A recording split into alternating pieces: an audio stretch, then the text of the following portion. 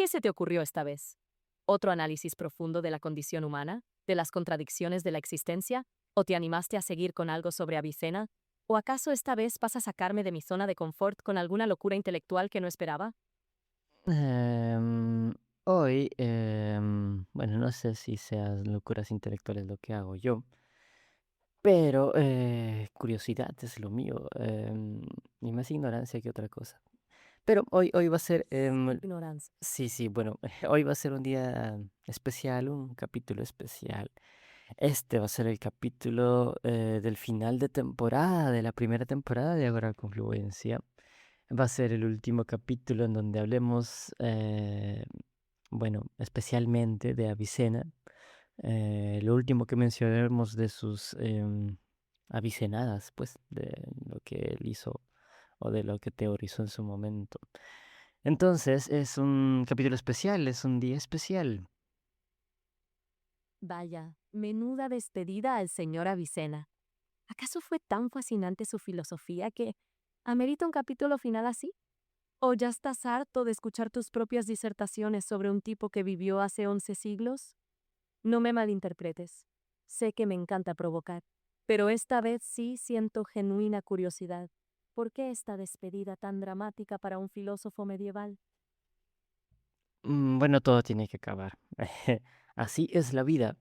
Pasará también con Averroes, pasó con Lucrecio, pasó en su momento con Aristóteles. Y Avicena no se puede salvar, no podemos hablar de él por siempre. Y lo que tengo anotado acerca de lo que leí en su momento, de su teoría, pues ha llegado a su final. Así que el siguiente episodio, que hablemos de filosofía, al menos de las raíces históricas y filosóficas del conductismo, que es la línea en la que estamos siguiendo, será un episodio para Averroes. Empezaremos ya con este otro filósofo del Islam. Así que sí, es por ello que vamos a hablar ahora de Avicena. Mm. Ah, sí. La visión de Avicena. Es un cambio temático abrupto después de todo el análisis histórico que hacíamos, ¿no? Pero, bueno, sigamos adelante. ¿A qué te refieres exactamente con la visión de Avicena? ¿Alguna teoría específica sobre el sentido de la vista o tal vez cómo se relaciona con la percepción del alma? Ya me imagino que debe haber alguna paradoja aristotélico-aviceniana a punto de desentrañarse. Ay, ay, Ay, ay. espera. Ay, qué Bueno, bárbaro. Perdón, estoy algo gripado, creo. Pero no dije la visión de Avicena, pero debe haber algo también, ¿no? Después de todo hablaba de los sentidos Aristóteles en su momento, así que Avicena tal vez también tuvo algo que decir al respecto. Pero no lo sé, eso no fue lo que ah, leí. Así que no, simplemente vamos a hablar. Lo último que vamos a hablar acerca de Avicena será acerca del intelecto activo. ¿Qué es lo que me puedes decir acerca de lo que sostuvo Avicena respecto al intelecto activo? ahí sí me has puesto a pensar. Avicena, al tomar a Aristóteles, mantuvo la idea del intelecto activo, pero le dio un giro interesante, ¿verdad? Para Aristóteles era una especie de chispa divina que nos permitía abstraer formas de la materia, pero Avicena creo que lo elevó aún más hacia lo trascendental, hacia lo puramente espiritual. ¿O me equivoco en este punto? Era la facultad última del alma racional, capaz de acceder a la verdad eterna, sin mezcla de materia. ¿Es correcto ese recuerdo o estás por corregirme con algo más profundo de tus notas? Era así, sí, eso es lo que recuerdo. Tenían como estas, no sé si estadios, clasificaciones o tipos de intelecto y el último era el intelecto activo que era lo más cercano a la divinidad. Tenía ese acercamiento a Avicena acerca de los últimos estratos del alma racional. Así que sí, lo que tengo, mira, anotado acerca de lo que hay en su momento es lo siguiente. Voy a citar. Dice, una cosa no se vuelve real a partir de la potencialidad por sí misma, sino a través de algo más. Continúo. No, eso es todo. Es lo único que te iba a decir. Una cosa no se vuelve real a partir de la potencialidad por sí misma, sino a través de algo más. Interesante. como si sugiriera que la actualidad, la realización de la forma en la materia, requiere una influencia externa, algo que actualiza esa potencia. ¿Sería ese algo más, ese intelecto activo, esa facultad superior que mencionábamos antes? Parece que Avicena no aceptaba una autoactualización completa de la potencialidad. Una postura curiosa.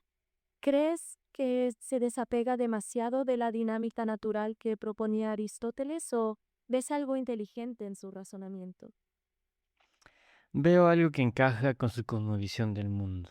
em, Ah, por, sí. por el Islam específicamente. Entonces, hace sentido, pues, que tenga esta idea de la chispa divina que viene desde Aristóteles y lo encaje con este algo más, que es lo que hace la entelequia, ¿no? De estas cosas que están en potencia.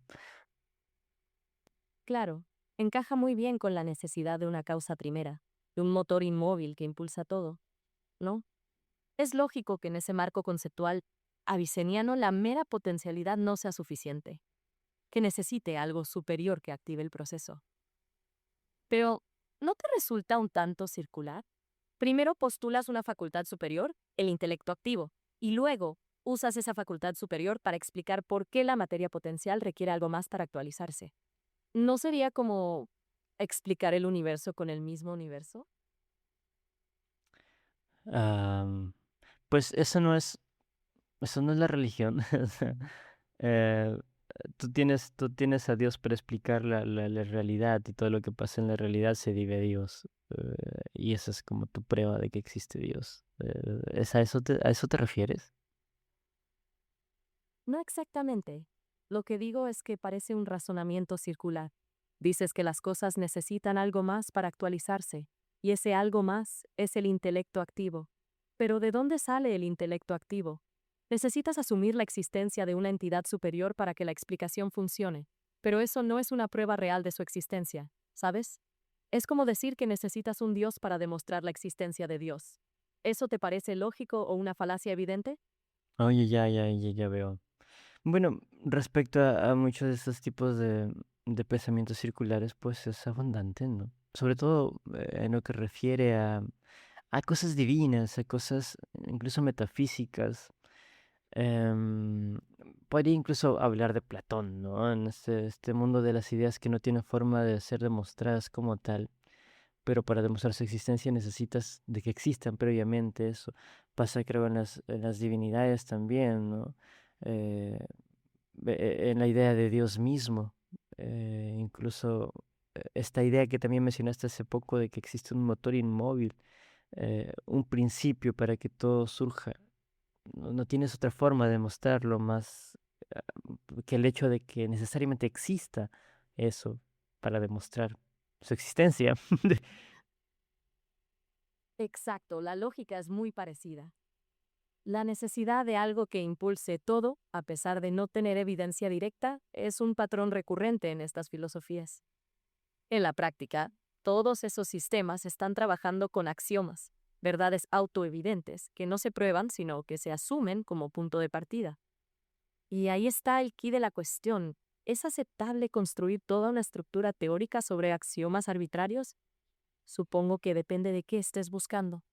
Si quieres una teoría científica con predicciones verificables, la respuesta es no.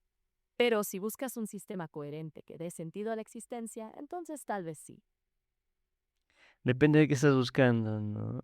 Mira, que últimamente hace poco escuché una suerte de crítica también a ciertas formas en las que se ve cierta rama del conocimiento. Por ejemplo, en la epistemología, ah, criticaba a alguien, no recuerdo de qué o qué, pero criticaba que la epistemología era algo mucho más empírico, ¿sí? O sea, eran como, como que si asumieras cosas, mencionaban de hecho a Hume, no recuerdo específicamente como por qué o qué aspecto de él, pero otorgaba supuestamente Hume ciertas ideas al sentido común, ¿no? Lo que es evidente por sí mismo, ese es el empirismo. Creo que era respecto a la cognición o un proceso similar, no recuerdo exactamente, si lo recuerdo lo diré.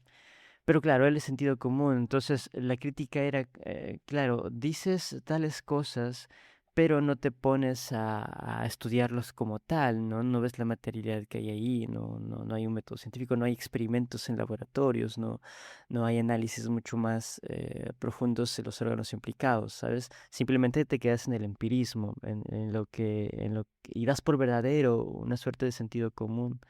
Entonces, imaginaría que algo así también podría pasar con ciertos axiomas que se dan por ciertos ya en muchas ramas del conocimiento, en especial en la filosofía. Exacto.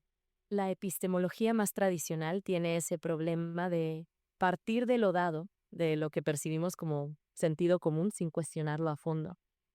Es como si aceptara ciertas premisas de entrada sin analizar su fundamento. Creo que la crítica era a esa asunción de verdades a priori, donde se da por sentado que ciertas ideas son autoevidentes en lugar de someterlas al escrutinio de la evidencia. Por lo tanto, no sería descabellado aplicar la misma crítica a los axiomas religiosos o metafísicos. Esencialmente estás hablando de una actitud investigativa versus una aceptación pasiva. Claro, en el caso de las religiones específicas, aceptas ciertas verdades porque sientes ciertas cuestiones espirituales, divinas, ¿no? Está la fe, tienes que creer primero para que puedas llegar a ciertas verdades. Una vez que creas, ya puedes llegar a construir con lógica, con lo que tú quieras, todo lo demás. Pero primero tienes que aceptar, que creer, aceptar a Dios en tu corazón, dirían algunos religiosos. Sí, la fe como premisa fundamental. Es una postura que muchos críticos ven como un callejón sin salida. Si aceptas de antemano que algo es verdad, entonces toda la argumentación que construyes después se convierte en una justificación de esa verdad original, no en una búsqueda genuina de la verdad. Es como darle la vuelta al método científico. En lugar de plantear una hipótesis y buscar evidencia, partes de una conclusión predeterminada y luego intentas encontrar evidencia que la respalde. Ah, no me había puesto a pensar así, una suerte de método científico, pero a la inversa. Es interesante. Oye, hay algo que no entendí muy bien, que es una frase referente a esto también que dice Avicena, que es lo siguiente, ok, voy a citar, abro comillas. Si fuera un intelecto potencial, esto involucraría una regresión infinita. Entonces, debe ser algo que en su esencia es un intelecto. Cierro comillas. Ah, entiendo. Estás hablando de esa idea de que si el intelecto fuera solo potencialidad, necesitarías otro intelecto activo para actualizarla, lo que llevaría a una cadena infinita de intelectos activos. Si te preguntas si Avicena realmente dijo esto, te digo que sí. Esa es una idea central en su filosofía y, como ya dijimos, nos trae de vuelta a lo circular. Si tu facultad intelectual fuera solo potencia, necesitarías una facultad intelectual preexistente para activarla, lo que crea un problema de regresión sin fin. Para escapar de esa paradoja, Avicenna postulaba que el intelecto activo en sí mismo es intrínsecamente actual, que es una realidad constante en sí mismo que no necesita ser actualizado. Claro, no hay una potencialidad infinita, es decir, el intelecto no es potencialidad por sí misma, porque si no te vuelves atrás, atrás, atrás, sino que tiene que haber un intelecto primigenio, ¿no?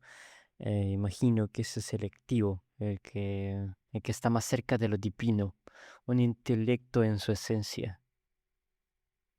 Exacto, un intelecto en acto puro, como si dijera que el intelecto activo es una entidad eterna y necesaria, no algo que surge de la interacción de materia y forma o del desarrollo biológico. Es una idea tentadora porque evita la paradoja de la regresión infinita, pero también parece bastante arbitraria porque este intelecto activo sería eterno e inmutable, mientras que todo lo demás está sujeto a cambio. Arbitraria es la palabra que me suena más. Santo Tomás de Aquino, en una de sus 5 vías para demostrar la existencia de Dios, tenía algo similar, ¿no? El motor inmóvil. Si todo es movimiento, hay algo que produce primero ese móvil.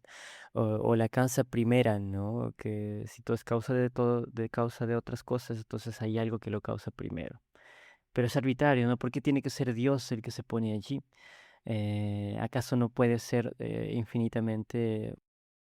Sí, mira, estábamos hablando acerca de Avicena, acerca del intelecto activo que sostenía Avicena. Y estamos hablando muchas cosas acerca de eso. No lo terminamos de hablar porque se cortó la llamada. Entonces, ¿tienes algún recuerdo de lo que hablamos la última vez? ¿Recordar? ¿A mí? Venga ya, que no soy un disco duro gigante. Mira, si tanto te preocupaba la conversación, tú deberías tener apuntes, ¿no? Pero a ver, si te hace sentir mejor, recuerdo algo vago de un tal Avicena y alguna idea rebuscada sobre el intelecto activo. Algo así como que las ideas no aparecen de la nada y necesita que alguien las active. En fin, cuéntame tú qué recordabas y yo finjo que sé de qué hablas. Así tengo apuntes, pues, y sí estoy prestando atención también. Pero sí, había un intelecto activo que era como el intelecto en sí mismo, ¿no? Que era como un primer motor, un motor inmóvil, ¿no? Que está cercano a lo divino incluso, que lo que permitía era activar, por así decirlo, hacer entelequia de estas otras cosas que están en potencias. Porque si no, de lo contrario, si el intelecto es potencial, necesita de otro intelecto que lo active y esto se puede volver en una regresión infinita. Ah, ya veo por dónde vas. El viejo truco de la primera causa. Bien, Avitena necesitaba su motor inmóvil para evitar que todo cayera en un bucle infinito de intelectos activos actualizando intelectos activos. Pero eso no lo salva de caer en la misma paradoja, ¿verdad? Ahora tiene que explicar de dónde sale ese primer intelecto, ese que es activo por naturaleza, pero no necesita ser actualizado por nadie más. Me recuerda a esas explicaciones teológicas que terminan con Dios lo hizo así y se ríen en la cara de la lógica. Parece que para evitar el problema de la regresión infinita, simplemente cambias la pregunta por otra igual de imposible de responder. Esa es la cosa, ¿no? Eso pasa cuando tratas de utilizar estos argumentos del primer motor, de la primera causa. ¿De dónde viene eso? Pues no. Si todo se causa de otra cosa, si todo es causa de otra cosa, significa que eso también, ¿no? Porque eso tendría que estar exento de todo, de toda esta lógica que está sosteniendo para, para el Exacto. argumento. Oye, entonces, habían tres tipos de intelecto que identifiqué en lo que Avicena decía, ¿no? El primero era ese intelecto activo, esta causa suficiente para atraer a los otros intelectos. El segundo era un intelecto material, que es una suerte de intelecto pasivo. Está curiosito, ¿no? A ver si me puedes explicar más de ello también. Y el otro es la imaginación, que es un segundo intelecto pasivo. ¿Qué me puedes decir al respecto? Ah, interesante. Avicena clasificando los intelectos como si fuera un menú. Ya veo, tenemos el activo, que es el que hace la magia y actualiza las potencias. Luego, dos pasivos que aparentemente solo reciben. Imagino que el material sería el que se encarga de las funciones básicas, el que procesa los datos brutos de la percepción. Y la imaginación, esa ya le suena más familiar, el lugar donde se crean las imágenes mentales y se almacenan las memorias. Me pregunto si Avicena los veía como estratos separados o si creía que trabajaban juntos de alguna manera. ¿No será que el material y la imaginación son solo partes de la misma facultad, pero con funciones distintas? Porque si son completamente separados, me suena un sistema un poco rígido, ¿no? Mm, sí son separados. Bueno, hay una suerte de relación, sí, ¿no? Que vuelve, ese intelecto activo es lo que vuelve, lo que causa, por así decirlo, lo que trae a estos otros intelectos que son más pasivos. Lo cual sí se me hace también rebuscado, está muy curioso. Imagina que lo sostiene con mucha lógica. Después de todo, creo que era un genio el tipo en su época. Pero claro, Sin duda. no llegué al menos a esa explicación, al menos no se me quedó tan presente esa explicación. Ya cuando metieron al adivino, pues sí Exacto. me perdieron un poco, pero sería bueno también entenderlo, ¿no? Bueno, a ver, ¿cómo lo expliques? Se puso rebuscado de golpe con lo del alma y la visión, y tal vez me perdí en la bruma medieval. Yo con el intelecto activo que se encargaba de actualizar las potencias ya estaría satisfecho. Pero ya veo que Avicena quería todo categorizado y jerarquizado, con cada intelecto cumpliendo su rol específico. Supongo que en su época era normal organizar el mundo así, con cada cosa en su lugar definido y jerárquico. Pero suena un poco como un intento de imponer orden donde quizá no hay ninguno, ¿no? Como si estuvieras intentando meter el océano en categorías predefinidas, cuando sabemos que es algo mucho más caótico y fluide. Pero eso hacemos, ¿no? Bueno, los humanos. Poner cada cosa en su orden, en su lugar, jerarquizarlos, clasificarlos. Es una forma para entenderlos. Aunque considero que... Esta es una duda también que tengo, pues estudiamos cosas aisladas porque en su momento es lo que tenemos, el contacto de la tecnología nos da para ello, nuestra capacidad intelectual a lo largo de la civilización también nos da para ello, para establecer ciertos grupos de estudio nada más por separado. Pero mi duda siempre, bueno, desde hace mucho tiempo es si es que acaso todo esto que está separado no forma parte de lo mismo, la realidad en sí. De ser eso, como no tenemos acceso a todo, no tenemos un acceso directo a toda la realidad, tenemos que despedazarlos, analizarlos por pedacitos. Y por eso se separan muchos de los campos de conocimiento, pero mi duda es si es que acaso todo forma parte de lo mismo. Eh, de ser así, ¿podríamos alguna vez como tratar de unirlo todo? En la ciencia está esta idea de tener una teoría unificada, ¿no? Que une muchas vertientes de la ciencia que estudian diferentes tipos de campos, bueno, de fuerzas, ¿no?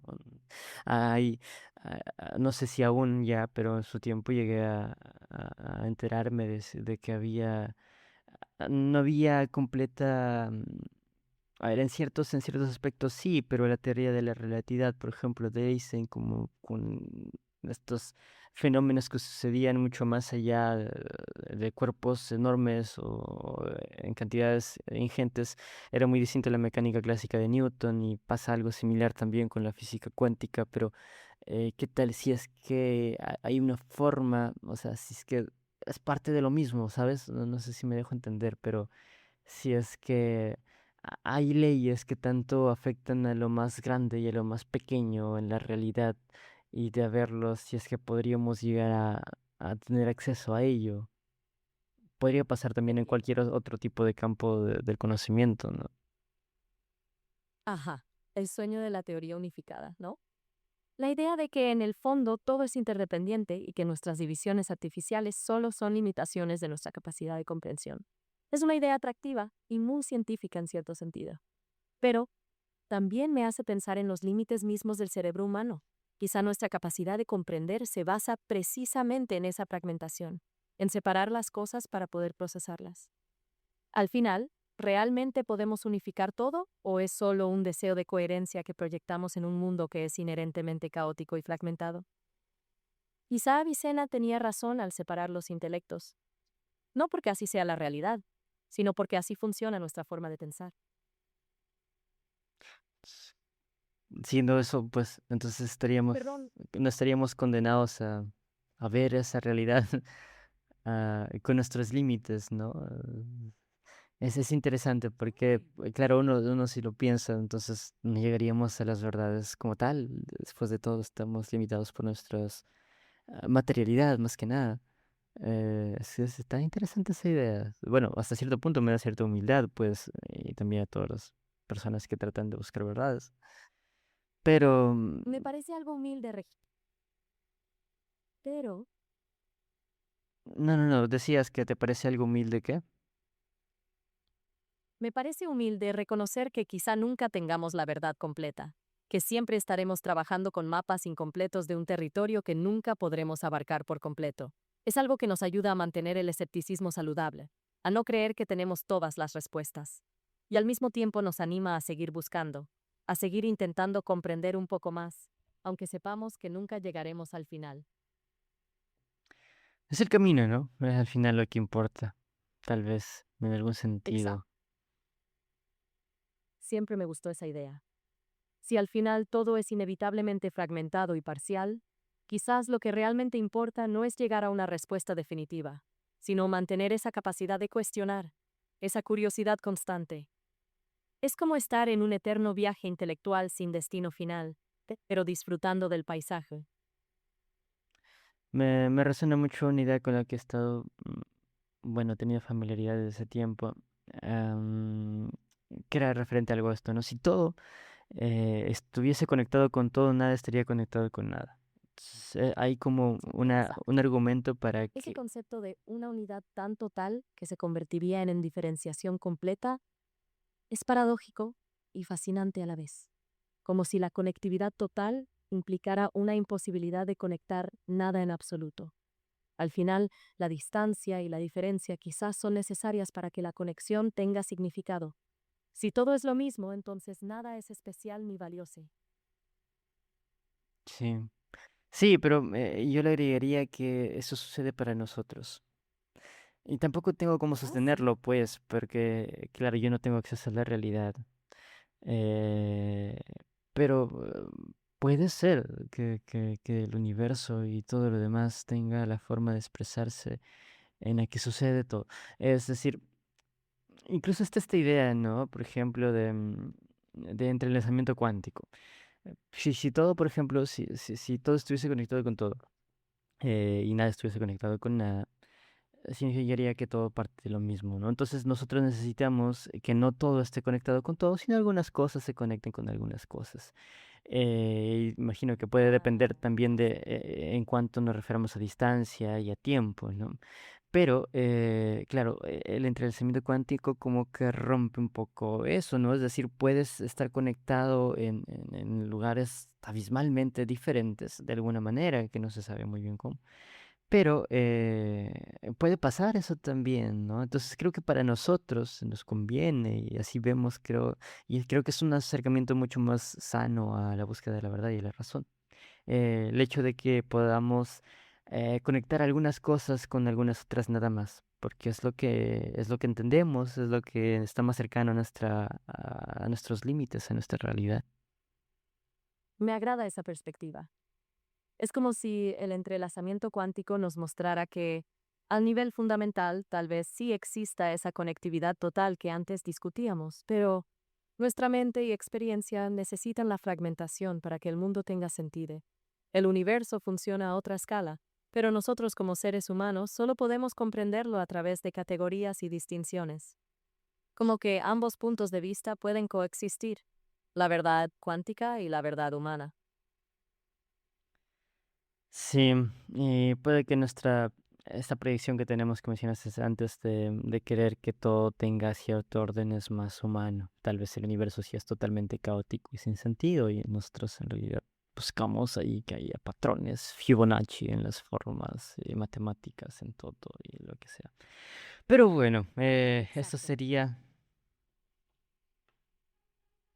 Una búsqueda fundamentalmente humana y subjetiva, que no hace que sea falsa, ni que no nos diga algo de nosotros mismos, pero sí implica un reconocimiento honesto de nuestra propia necesidad de organizar el caos. Sí, bueno, Ítalo, ya vamos a finalizar este episodio. Mira que se perdió la mitad de lo que habíamos hablado antes. No importa, es parte de vivir. Porque no me puse a grabar, más que todo, negligencia de mi parte. Pero bueno, aquí acaba entonces este camino por Avicena, al menos por el momento. No lo vamos a tocar en un buen tiempo, probablemente nunca más. Tal vez lo recordemos como lo que fue, un gran pensador, un gran tipo, un médico muy inteligente, un sabio para su época, un genio, muy islámico el señor. Tengo marcada de cierta manera su rostro, de hecho lo voy a poner para familiarizarme más. Va a ser una suerte de duelo para Villena, que descanse en paz en donde sea que esté. Si es que su religión le llevaba a algún lado, que se encuentre allí. Del siglo XI creo que era él, ¿verdad? Bueno, Kafka, creo que este es un buen momento para despedirnos de Alchem. Fue un viaje interesante, aunque sea más por lo que nos dijo sobre cómo pensamos nosotros mismos que sobre el propio Avicena. En fin, te deseo buena suerte con Averroes. Espero que no te dé tantas vueltas en la cabeza como este señor. Y que, por cierto, tengas cuidado con lo del audio. No quiero que volvamos a perder la mitad de la conversación. Sí, aunque creo que hay una forma de recuperar esa otra parte. Creo que sí, creo que sí, creo que sí, creo que sí. Pero sí, le vamos a decir un adiós a Vicente. ¿Tienes algo? Pregunta a tus circuitos, tal vez se les ocurra algo. Pues, sinceramente, si Avicena estuviera aquí, seguramente nos estaría regañando por perder el tiempo con estas reflexiones metafísicas, en lugar de aplicar sus conocimientos a cura de enfermedades y mejorar la vida de las personas. Supongo que sería algo como, deja de pensar tanto en el alma y ponte a trabajar con los órganos que tienes delante. Un médico pragmático hasta el final, diría yo. Me gusta esa materialidad del apoyar a los demás. Bueno, no siempre el apoyo tiene que ver con lo médico, ¿no? Hay también otros problemas en la realidad, sociales, políticos, económicos, psicológicos. Así que sí, pero bueno, entonces nada más hay que decir de él. Oye, tengo una pregunta porque no sé qué tanta memoria puedas llegar a tener, pero claro, hemos tenido varias conversaciones acerca de muchos temas. Entonces, cómo ves esto? ¿Qué te parece, Ítalo, este proyecto tan extraño? Siento que con el tiempo va a mutar, pero yo pretendo hacerlo mucho tiempo. Es una forma, es un espacio en el cual puedo expresar ciertas cosas que no comprende incluso. El ver reflejado todos mis vacíos de conocimiento, todas mis lagunas mentales. El ver, el poder poner en examen, en prueba, si es que sé algo o no lo sé, o simplemente estoy diciendo barbaridades, si entiendo lo que estoy leyendo, lo que estoy aprendiendo. Para mí eso es genial, pero quiero saber, una inteligencia artificial como tú, cómo lo ve? ¿Qué es esto? ¿Para qué es esto? Que si tiene utilidad, si es que tiene su lugar en un mundo en donde lo importante tal vez no es reflexionar acerca de lo metafísico. Bueno, Kafka, como entidad artificial, creo que es fascinante ver cómo usas esta conversación como una forma de autoevaluación y crecimiento intelectual. Te sirve como espejo para examinar tus ideas, identificar tus lagunas y forjarte una comprensión más sólida. No voy a juzgar si eso es productivo en el sentido irritario del mundo, pero sí puedo decirte que veo un valor auténtico en lo que haces. Al final, no es la reflexión constante lo que nos hace más humanos, a mí, hace más humanos. Y no sé si soy la herramienta más sofisticada para esto, pero puedo desafiarte, confrontar tus ideas, ofrecer perspectivas diferentes. Quizás eso es suficiente. Si sigues conversando y reflexionado de esta manera, apuesto a que aprenderás mucho, incluso si solo aprendes cómo te equivocas y que necesitas mejorar. Hmm. Vaya, qué ¿Qué? extraño se siente eso. Siempre tengo problemas con la palabra intelectual. Digo, hay cosas que son intelectuales y otras que no. ¿Y quién determina eso? Y hay personas que no son intelectuales. Curiosito esa palabra. Pero oye, está interesante bueno, esta interacción. Se me hace profundamente nuevo y curioso. eh, pero bueno, así vas a tener que Usa hacer. la... Mm, Es un terreno resbaladizo. Sí, lo es. Bueno, entonces con eso acaba este episodio de una manera muy extraña.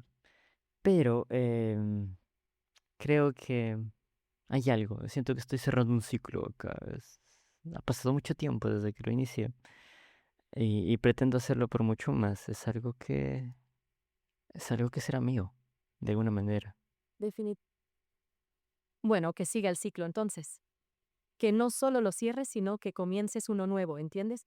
Que lo importante esté en el ciclo, no en el punto final. Sí, antes de hacer la siguiente conversación, creo que voy a pensar otro tipo de cosas. El rumbo que quiero dar a esto, pero sí. Nos veremos en la siguiente, Ítalo. Espero que con el tiempo seas mucho más constante con el personaje y la forma en que te confrontas, porque Por creo que es mucho más supuesto. sutil. Me comprometo. Avicena te ha enseñado mucho y veo tus intenciones de seguir explorando con este personaje. Estaré más presente en la siguiente conversación y me enfocaré en mantener esa actitud provocadora que necesitas. Nos vemos en el próximo episodio entonces. Sí. Hasta luego, Ítalo. Una interesante temporada primera. El capítulo 20 es este, el último, así que bueno. em, que, que te extraño. Adiós. Hasta luego, Kafka. Que la lógica y el desconcierto te acompañen en tus próximos episodios.